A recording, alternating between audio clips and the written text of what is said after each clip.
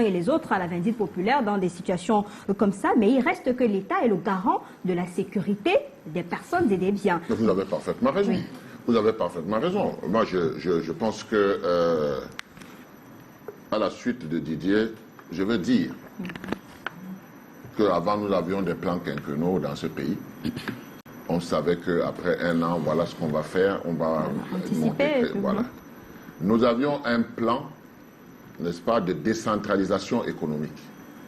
Parce que le dernier plan quinquennal, le premier chef d'État camerounais, il précise que si nous ne faisons pas attention pour développer nos recoins et nos villages, tout le monde va se déporter dans les grandes villes et il y aura le banditisme, il y aura l'anarchie totale.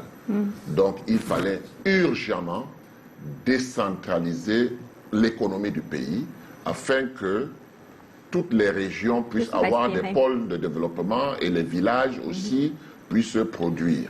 C'est l'une des raisons du comice agro-pastoral, où chaque fois il fallait essayer de développer là ce qui allait abriter le comice agro-pastoral pour que les gens n'aient pas faim et que ceux qui sont en ville puissent avoir... Donc pour dire quoi? Pour dire que quand le libéralisme camerounais est arrivé, ça s'est confondu à l'anarchie. C'est-à-dire qu'on met la croix de Saint-André, certes, mais vous allez trouver quelqu'un derrière le bureau qui vous attend pour que vous lui passiez quelque chose et que vous puissiez continuer à faire ce que vous faites. Ouais. Bon, donc... Parce qu'il y a des permis de bâtir livrés dans des endroits pareils. Vous voyez très bien que le ministre qui a soulevé un certain nombre de problèmes a soulevé des problèmes a posteriori. On n'a anticipé sur rien. Parce qu'il n'y a pas de prévention dans ce que je vois là. Il n'y a que les conséquences qu'on essaye de gérer. Or, ce n'est pas comme ça qu'on construit une ville.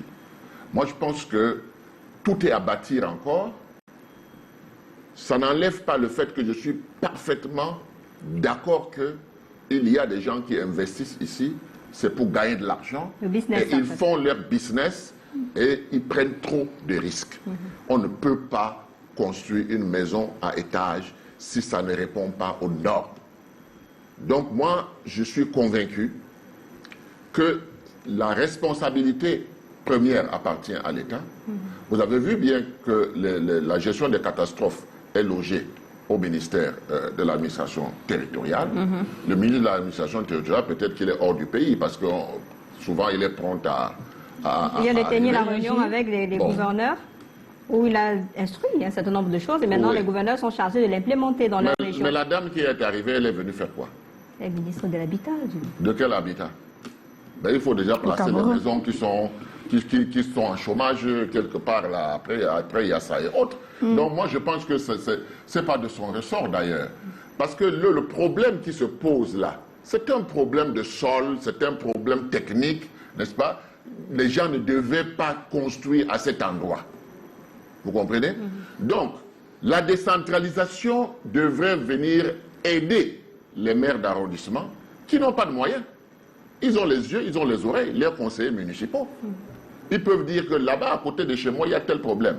Mais tous les gens qui ont intervenu dans ce sens n'ont pas eu de suite, parce qu'il n'y a pas les moyens.